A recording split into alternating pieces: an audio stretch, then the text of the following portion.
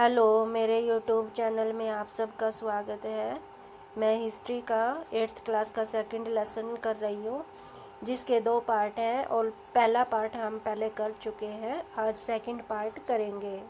पहले पार्ट में हमने पढ़ा था कि कंपनी ने बंगाल की दीवानी प्राप्त कर ली थी।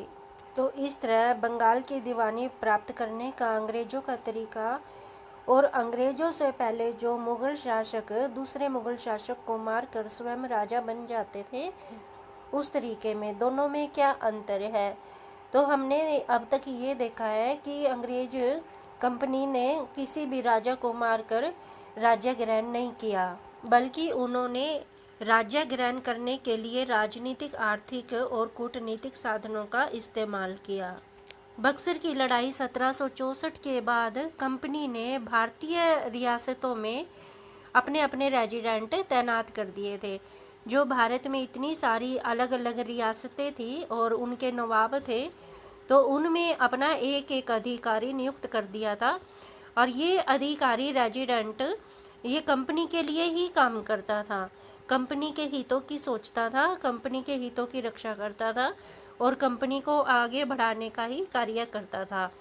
और मुग़ल दरबार में जो भी योजनाएं बनाई जाती थी, उन सब की सूचना अंग्रेज कंपनी को देता था। तो इससे पता चलता है कि अंग्रेज कंपनी राजाओं के आंतरिक कामों में दखलंदाजी कर रही थी। यहाँ तक कि अगला राजा कौन बनेगा और किस पद पर किसको बिठाया जाएगा, इस तरह की चीज़ें भी कंपनी के अफसर ही तय करने लगे थे। कई बार कंपनी ने जो रियासतें होती थी, उनके ऊपर सहायक संधि धक्के से थोप दी थी। और इस सहायक संधि में जो रियासत का नवाब या शासक होता था, उसे अपने स्वतंत्र रूप से सेना रखने का अधिकार ख़त्म कर दिया जाता था और उसकी सुरक्षा के लिए अंग्रेज कंपनी ही प्रबंध करती थी। और इस प्रबंध के लिए उस नवाब को अंग्रेजी कंपनी को हर्जाना देना पड़ता था, और ये हर्जाना एक निश्चित समय पर ही देना पड़ता था। अगर निश्चित समय से चूक हो जाती थी तो उसका इलाका अंग्रेज कंपनी छीन लेती थी जुर्माने के रूप में। ऐसा उदाहरण हमें 1801 में अवध का मिला कि अवध का नवाब हर्जाना देने में चूक गया था और उसका 1801 में आधा इलाका छीन लिया गया था, उसे मजबूर कर दिया था देने के लिए। और ये चित्र में शुजाउद्दौला दिखाया गया है, इसका भी सारा इलाका छीन लिया था और इसके साथ इसके पुत्र खड़े हैं। परंतु इस चित्र में यह सब कुछ छीन जाने के बाद भी काफ़ी शान और शौकत के साथ खड़ा हुआ दिखाई दे रहा है। जेम्स मिल ने तो यहाँ तक कहा है कि ये रेजिडेंट रियासत के राजा ही होते थे। तो जैसा अभी हम बात कर रहे थे कि अंग्रेज कंपनी ने किसी भी राजा को मार कर या उसे हरा कर उसका राज्य नहीं छीना था, लेकिन आने वाले समय में ज़रूरत पड़ने पर इन्होंने सैनिक बल का भी इस्तेमाल किया और लड़ाई करके भी राज्य छीना। ऐसा ही उदाहरण टीपू सुल्तान का मिलता है, जिसे शेर मैसूर के नाम से जाना जाता था। उसे ऐसा इसलिए कहा जाता था कि एक कहानी के अनुसार उसने एक शेर को मारा था और इसीलिए उसे शेर मैसूर कहा जाता था। टीपू सुल्तान हैदर अली का पुत्र था। ये दोनों ही मैसूर के काफ़ी ताकतवर शासक थे। इन्होंने अंग्रेज़ों के मैसूर व्यापार पर काफ़ी रोक टोक लगा दी थी। ये कह सकते हैं कि मैसूर में जो बंदरगाह थी, जहाँ से अंग्रेज कंपनी व्यापार करने के लिए दूसरे देश से आती जाती थी, तो उस बंदरगाह पर इनको रोक लगा दी गई थी कि ये उस रास्ते से नहीं जा सकते। और दूसरा, मैसूर में इनको व्यापारियों के द्वारा चीज़ें बेचना भी बंद कर दिया गया था। इस बात से अंग्रेज अधिकारी काफ़ी आग बुबला हो गए थे और उन्होंने हैदर अली और टीपू सुल्तान के खिलाफ युद्ध करने की योजना बनाई। उन्होंने उनके साथ 4 युद्ध किए। तीसरा युद्ध जो टीपू सुल्तान और अंग्रेज़ों के बीच में हुआ था, वह एक सहायक संधि पर ख़त्म हुआ था। उस सहायक संधि के अनुसार टीपू सुल्तान को अपने पुत्र अंग्रेज अधिकारी को बंधक के रूप में पेश करने थे, और जैसा कि चित्र में दिखाया गया है। और चौथे युद्ध में 1799 में टीपू सुल्तान अपनी राजधानी की रक्षा करते हुए मारा गया था और वह अपना मैसूर का राजकाज पुराने वोडियार राजवंश के हाथों में सौंप गया था और एक मैसूर पर सहायक संधि भी सौंप गया था। नीचे ये एक चित्र दिखाया गया है जो एक खिलौने के रूप में है और ये खिलौने में शेर बना हुआ है और शेर के नीचे एक अंग्रेज सिपाही लेटा हुआ है जिसको शेर ने दबा रखा है। तो जब शेर का हैंडल घुमाया जाता है तो शेर दहाड़ता है और अंग्रेज सिपाही के मुंह से चीख निकलती है।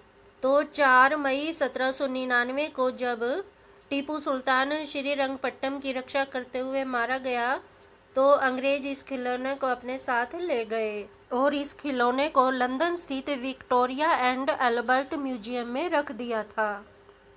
जब 1792 में मराठों, हैदराबाद के निजाम और कंपनी की संयुक्त फौजों ने मिलकर टीपू सुल्तान पर आक्रमण किया था, जब उसे संधि के लिए विवश होना पड़ा था। टीपू सुल्तान को मारने के बाद अंग्रेज कंपनी ने मराठों को कुचलने की भी योजना। मराठों को हराने के लिए कंपनी ने मराठों पर बार बार युद्ध किए।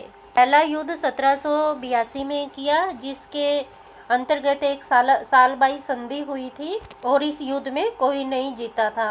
दूसरा युद्ध अंग्रेज और मराठा युद्ध कई मोर्चों पर लड़ा था और दूसरी बार के युद्ध में अंग्रेजों को आगरा और दिल्ली का काफी भूभाग मिल गया था और तीसरे युद्ध में जो 1817 से 19 के बीच में हुआ था उसमें अंग्रेज कंपनी ने मराठों की ताकत को पूरी तरह से कुचल दिया था और उनके पेशवा को पूना से हटाकर कानपुर में भेज दिया था, वो भी पेंशन पर भेजा था। अब उसके खर्चे के रूप में पेंशन देनी शुरू की। लॉर्ड हेस्टिंग्स के नेतृत्व में एक नई नीति चलाई गई जिसका नाम सर्वोच्चता था। कंपनी का दावा था कि उसकी सत्ता सर्वोच्च है, इसलिए वह भारतीय राज्यों से ऊपर है और उसे भारतीय रियासतों का अधिग्रहण करने और उनको धमकी देने का अधिकार भी है।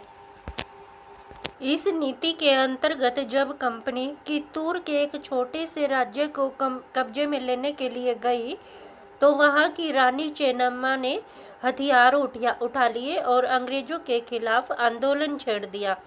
1824 में उसे गिरफ्तार किया गया था और 1829 में उसे जेल में डाल दिया और वहां पर उसकी मृत्यु हो गई थी। उसके बाद उसके एक चौकीदार ने रायना जिसका नाम था अंग्रेजों का मुकाबला किया। उसे चारों तरफ से सबकी सहायता मिली और उसने अंग्रेजों के ब्रिटिश शिविरों और दस्तावेजों को नष्ट कर दिया था, परंतु बाद में अंग्रेजों ने उसे पकड़कर 1830 में फांसी पर लटका दिया था। 1830 के दशक के अंत में ईस्ट इंडिया कंपनी रूस के प्रभाव से काफी डरने लगी थी। रूस कंपनी को ये भय था कि कहीं रूस का प्रभाव पूरे एशिया में फैलकर भारत को भी अपनी चपेट में न ले ले और इसी डर के चलते अंग्रेज अब उत्तर पश्चिमी भारत पर भी अपना नियंत्रण स्थापित करना चाहते थे। इसके लिए उन्होंने 1838 से 1842 के बीच अफगानिस्तान के साथ एक लंबी लड़ाई लड़ी और वहां अप्रत्यक्ष कंपनी शासन स्थापित कर लिया। 1843 में सिंध भी कब्जे में आ गया था। इसके बाद पंजाब की बारी थी। यहाँ महाराजा रणजीत सिंह ने कंपनी की दाल नहीं गलने दी। 1839 में उसकी मृत्यु के बाद यह रियासत के साथ 2 लंबी लड़ाइयाँ हुई और आखिरकार 1849 में अंग्रेजों ने पंजाब पर भी अधिग्रहण कर लिया। इसके बाद लॉर्ड डलहौजी ने एक और नई नीति चलाई जो विलय की नीति थी। इस नीति के अनुसार अगर किसी शासक की मृत्यु हो जाती है और उसका कोई पुरुष वारिस नहीं है तो उसकी रियासत हड़प ली जाएगी, यानी कंपनी के भूभाग में मिला ली जाएगी। और इस नीति के आधार पर ही कई इलाकों का राज्य हड़प लिया गया था, जिनमें के नाम है सतारा, संबलपुर, उदयपुर, नागपुर और झांसी। ये इस नीति के अनुसार अंग्रेजों के हाथ में चली गई थी और 1856 में कंपनी ने अवध को भी पूरी तरह अपने नियंत्रण में ले लिया था और ये कहकर अवध के नवाब को हटा दिया गया कि वो कुशासन से आज़ाद कराने के लिए कर्तव्य से बंधे हुए हैं। अपने प्रिय नवाब को जिस तरह से गद्दी से हटाया गया उसे देखकर लोगों में काफ़ी गुस्सा आ गया था और वो अवध के लोग भी 1857 के महान विद्रोह में शामिल हुए थे। ये नक्शा दिखाया गया है जो सबसे पहले अंग्रेजों ने कलकत्ता में बंगाल की दीवानी प्राप्त की थी। या 3 गांव खरीद लिए थे जिनमें एक कलकत्ता था। यहाँ से उनका कब्जा करने का तरीका या काम शुरू हुआ था। बाद ये दूसरा नक्शा है, इसमें स्थान स्थान पर अंग्रेजों का अधिकार हो गया। और तीसरे नक्शे में तो लगभग भारत का आधा हिस्सा अंग्रेजों के अधिकार में आ गया था और जो बाकी के इलाके हैं जो अंग्रेजों के अधिकार में नहीं थे, यहाँ पर अप्रत्यक्ष रूप से उनका अधिकार चल रहा था कि यहाँ के नवाब भी उनके हाथों की कठपुतली थे। अब हम पढ़ेंगे गवर्नर जनरल वारेन हेस्टिंग्स के बारे में, जो 1773 से 1785 तक रहे। उन्होंने कंपनी की ताकत को फैलाने में अहम भूमिका निभाई और उन्होंने न केवल बंगाल बल्कि मुंबई और मद्रास में भी अपनी सत्ता कायम कर ली थी। ब्रिटिश इलाके इकाइयों में बटे होते थे जिन्हें प्रेसिडेंसी कहा जाता था। तो उस समय 3 प्रेसिडेंसी थी, बंगाल, मद्रास और बम्बई। हर एक का शासन गवर्नर के पास होता था। सबसे ऊपर गवर्नर जनरल होता था। तो वारेन हेस्टिंग्स ने कई प्रशासकीय सुधार किए। न्याय के क्षेत्र में उसके सुधार खास तौर पर सबसे ज़्यादा उल्लेखनीय थे। 1772 से एक नई न्याय व्यवस्था स्थापित की गई। इस व्यवस्था में प्रावधान किया गया कि हर जिले में 2 अदालतें होगी, एक फौजदारी अदालत और दूसरा दीवानी अदालत। दीवानी अदालतों के मुखिया यूरोपीय जिला कलेक्टर होते थे। मौलवी और हिंदू पंडित उनके लिए भारतीय कानूनों की व्याख्या करते थे, वो कानूनों को पढ़ते थे। और फौजदारी अदालतें काजी और मुफ्ती के अंतर्गत थी, लेकिन वे भी कलेक्टर की निगरानी में काम करते थे। तो नीचे ये चित्र दिखाया गया है। वारेन हेस्टिंग्स पर एक आरोप लगाया था और उसके ऊपर एक मुकदमा चलाया गया था। जब वारेन हेस्टिंग्स 1785 में इंग्लैंड लौटा तो एडमंड बर्के ने उस पर बंगाल का शासन सही ढंग से न चलाने का आरोप जड़ दिया और उसके ऊपर मुकदमा चला दिया गया। हेस्टिंग्स पर ब्रिटिश संसद में महाभियोग का मुकदमा चलाया गया जो 7 साल तक चला। उस समय एक बड़ी समस्या ये थी कि जो ब्राह्मण पंडित थे वो धर्मशास्त्र की अलग अलग शाखाओं के हिसाब से स्थानीय कानूनों की अलग अलग व्याख्या कर देते थे। तो इस समस्या को समाप्त करने के लिए 1775 में 11 पंडितों को भारतीय कानूनों का एक संकलन तैयार करने का काम सौंपा गया। हेनरी हालहेड के ने इसका अंग्रेजी में अनुवाद किया, संस्कृत का अंग्रेजी में अनुवाद किया। 1778 तक यूरोपीय न्यायाधीशों के लिए मुस्लिम कानूनों की भी एक संहिता तैयार कर ली गई थी, उनके लिए भी कानून तैयार कर लिया गया था। 1773 के रेगुलेटिंग एक्ट के तहत एक नए सर्वोच्च न्यायालय की स्थापना हुई। ये क्वेश्चन भी आता है कि सबसे पहले सर्वोच्च न्यायालय की स्थापना किस एक्ट के तहत हुई थी, तो इसका है 1773 रेगुलेटिंग एक्ट के तहत हुई थी। भारतीय जिले में कलेक्टर का ओहदा सबसे बड़ा होता था, जैसा नाम से ही पता चल रहा है। उसका मुख्य काम लगान और कर इकट्ठा करना और न्यायाधीशों, पुलिस अधिकारियों व दरोगा की सहायता से जिले में कानून व्यवस्था बनाए रखना होता था। का कार्यालय कलेक्ट्रेट कहलाता था। सत्ता और संरक्षण का नया केंद्र बन गया था वो, और पुराने केंद्रों को हटा दिया गया था। इस तरह न्याय व्यवस्था का आरंभ अंग्रेजी कंपनी के द्वारा ही किया गया। इससे पहले कोई फौजदारी अदालत या दीवानी अदालत किसी मुगल शासक के टाइम में नहीं देखी गई थी, या किसी भी राजा ने इससे पहले न्याय व्यवस्था का ऐसे अच्छे ढंग से प्रबंध नहीं किया था। और जो सेना होती थी उसे भी नए तरीके से ट्रेनिंग दी जाने लगी थी। 18वीं सदी में जब अवध और बनारस जैसी रियासतों में किसानों को भर्ती करके सैनिक प्रशिक्षण दिया गया, तो अंग्रेजों ने भी, ईस्ट इंडिया कंपनी ने भी भर्ती की प्रक्रिया शुरू कर दी। उन्होंने यह तरीका अपना लिया। उन्होंने अपने सैनिक दल में भी काफ़ी बदलाव किए उन्हें यूरोपीय ढंग से प्रशिक्षण, अभ्यास और अनुशासन सिखाया गया। इस ट्रेनिंग के अंतर्गत लेकिन एक नुकसान यह होने लगा कि कई बार सिपाहियों के धर्म को क्षति पहुंचने लगी। तो कोई भी सिपाही अपने धर्म को क्षति सहन नहीं कर सकता, या ये कहीं कि अपने धर्म को छोड़कर सिपाही बनना मंजूर नहीं करता। इसके बाद भाप के इंजन का आविष्कार हुआ और उनके व्यापार में और ज्यादा तीव्रता आ गई। ये कहा जाता है कि 1857 तक भारतीय उपमहाद्वीप के 63% भूभाग पर अंग्रेजों का कब्जा था, या 78% आबादी पर कंपनी का सीधा शासन हो गया था, और शेष भाग पर आबादी का अप्रत्यक्ष शासन था, जिसके अंतर्गत नवाब अंग्रेजों के सामने कठपुतली होते थे।